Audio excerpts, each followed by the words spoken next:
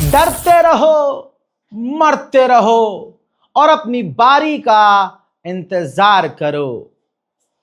भारत में मुसलमान होना गुनाह है। इस भाजपा ने कुंठित, गंदी, नाली के कीड़े जैसी सोच वाली एक झुंड, एक भीड़ को तैयार किया है जो ये मानती है कि मुसलमान होना पाप है और मुसलमान मार देना पुण्य का काम है।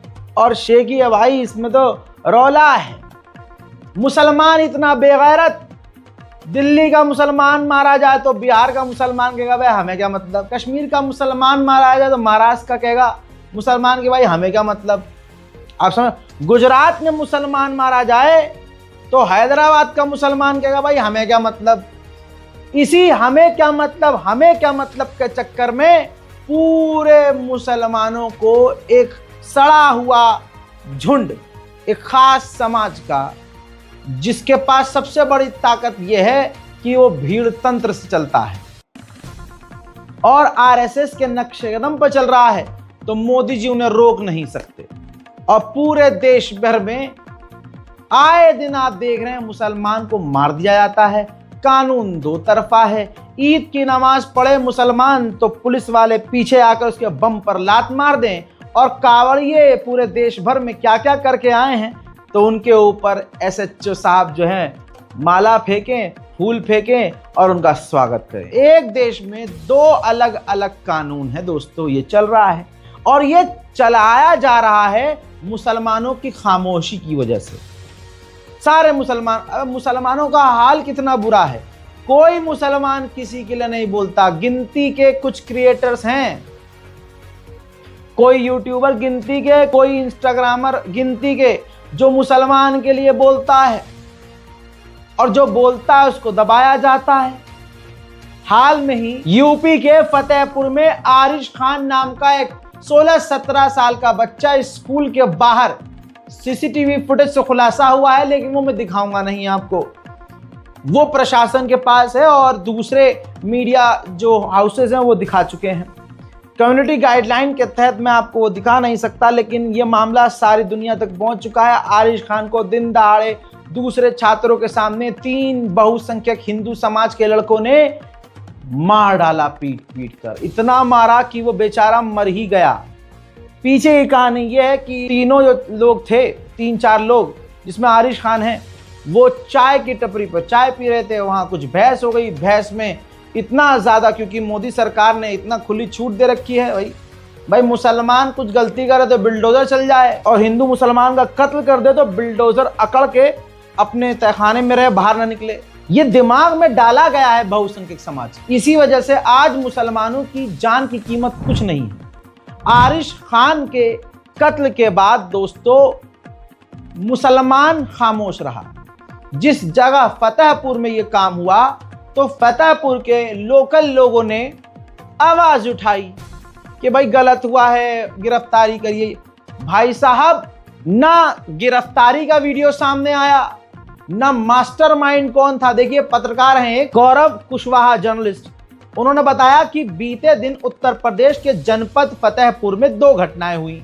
पहली, जिसमें एक मासूम बच्चे आरिश खान को हर्षवर्धन पांडे और उसके साथियों ने सुनियोजित तरीके से पीट पीट कर मार डाला, यानी पूरी प्लानिंग की गई थी। तो फतेहपुर पुलिस अभी तक ना गिरफ्तारी का वीडियो जारी कर पाई है, आप समझ रहे हैं, ना जैसे मुसलमान का वीडियो बनाकर पुलिस पेश करती है लंगड़ाते हुए, ना उत्तर प्रदेश पुलिस ने लंगड़ाते हुए किसी आरोपी का वीडियो जारी किया है, ना आरोपियों का नाम जारी किया है। नाम मैंने एक पत्रकार के जरिए उनके ट्वीट पर जो लिखा हुआ है, पांडे हैं, ऊंची जात है भाई साहब, हिंदू है, बात ही खत्म हो गई, जात पात छोड़ो, हिंदू है, बात खत्म। जब हिंदू आ जाए तो फिर सर जात अपने आप खत्म हो जाता है।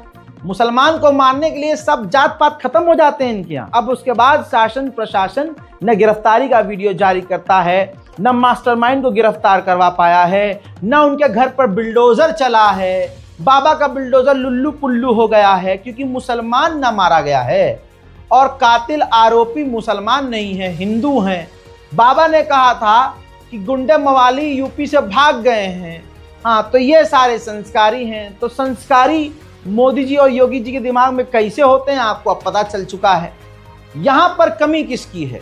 कमी है मुसलमानों की। मुसलमान इतना बेगैरत हुआ पड़ा है कि अगर पड़ोस का मुसलमान मर जाए ना तो इसको कोई फर्क नहीं पड़ता। शाम को फिर से बिरयानी बनेगी, दबा के पेलेंगे बिरयानी। बात कड़वी है, मुसलमान मुझे गाली बकेगा और करेगा क्या?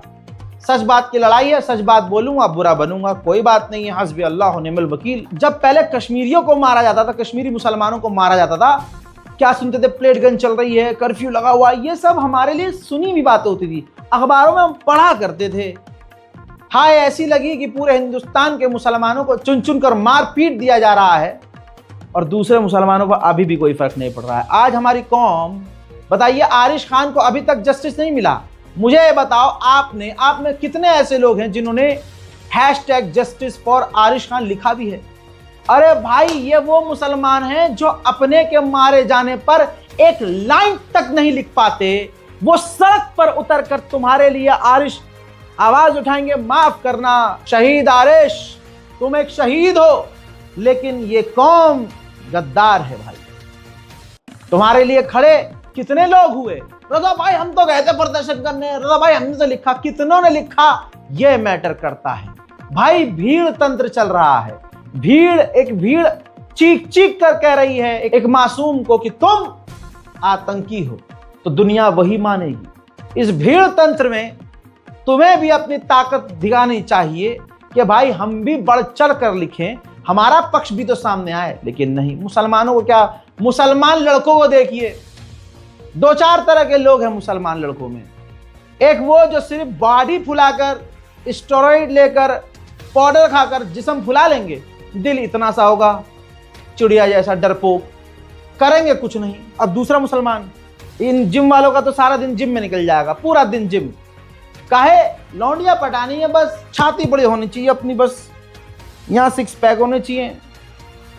न नौकरी है, न काम धाम है, न दीन की कोई खबर है, न दुनिया की कोई खबर। फर्क नहीं पड़ता। हमारे 3-4 बाबू हैं, उनसे लबी डबी चल रही है, बात खत्म। आजकल के जिम वाले लोगों का यह हाल है। बुरा लगेगा माजरत के साथ, लेकिन मैं भी कौम में ही तो रह रहा हूँ, मैं भी तो इसी देश में रह रहा हूँ, मैं भी तो इन्हीं लोग में रह रहा हूँ। मैं देखता हूँ लोग मुर्दा हैं। किसी मुसलमान से पूछ लो, भाई बताओ जरा कि दिल्ली में क्या चल रहा है। पूछ लो भाई, आज दिन की 4 बड़ी खबर बता दे क्या हुआ है। चल वो छोड़, गाजा में क्या हुआ ये बता दे। अरे गाजा तो बहुत दूर की बात हो गई, कश्मीर में क्या हुआ ये बता दे भैया, कुछ नहीं पता। उनसे पूछ लो, गुड़गांव में गरीब मुसलमानों को मार मार कर, पीट पीट कर, अधमरा करके पुलिस ने भगा दिया है। वो बेचारे भागने में मजबूर हो गए हैं। पता है तुम्हें क्या हुआ? किसी को नहीं पता भाई। आज के ये मुस्लिम नौजवान कुछ नहीं जानते। हाँ, लेकिन वो फलानी लौंडिया ने आज कौन सा फोटो डाल दिया है, कौन सी रील डाली है, कौन से रंग की ब्रा पहनी है, कौन से रंग की जो स्कर्ट पहनी है, वो जरूर पता होगा। वही एक दूसरे को फॉरवर्ड करते रहेंगे, मजेदार मजे लेंगे। यही है इनकी जिंदगी। ना इनको नमाज से लेना, ना मस्जिद से लेना देना। 12 महीने में 1 महीने, वो भी 15 दिन, रमजान का शुरू का शौक चढ़ेगा, चले जाएंगे, पता नहीं पैसे दिल मार के कैसे तरावी पढ़ने चले जाएंगे। शैतान 1 महीने के लिए बंद होता है? नहीं, ऐसे ये कहावत है, शैतान 1 महीने के बंद। शैतान तो यही है भाई, हम ही तो शैतान है। बल्कि शैतान कहता होगा भाई 1 महीने तो पढ़ लेना। एक ये जिम वाले हो गए, एक वो हो गए जो बहुत बड़े पढ़े लिखे होंगे, चश्मा लगाएंगे भाई, कॉलेज जाएंगे, यूनिवर्सिटी जाएंगे, मोटा चश्मा लगा, बहुत हैंडसम होंगे, लेकिन उन्हें यह नहीं पता होगा कि हिंदुस्तान में क्या चल रहा है। उनके अंदर यह हिम्मत नहीं होगी कि सोशल मीडिया पर 4 लाइनें अपने देश के लिए, अपनी कौम के लिए, अपने घर के लिए लिख दें। आप समझ रहे हो? इस तरह की नौजवान, और जो बहुत बड़े मतलब थोड़े बहुत क्रिएटर होंगे जिनके 20-30 हज़ार फॉलोअर होंगे, वो सारा दिन फटे फटे फिरेंगे। तो इतने बड़े फॉलोवर हैं हमारे, 10 सारे फॉलोवर हैं भाई। नाम नहीं लेना चाहूंगा, आवेश दरबार जैसे बड़े बड़े क्रिएटर, ऐसे मुसलमान कितने क्रिएटर्स हैं। आज तक इन्होंने गाजा के लिए एक लाइन लिखी? आज तक विदेशी मुसलमानों के लिए इन्होंने डर के मारे कुछ नहीं लिखा कि हमारा अकाउंट न चला जाए। या अपने मुल्क के मुसलमानों के लिए क्या लिखेंगे? क्या लिखेंगे भाई? कभी नहीं। ऐसे लोग भी हैं। एक हम जैसे चूतिया हैं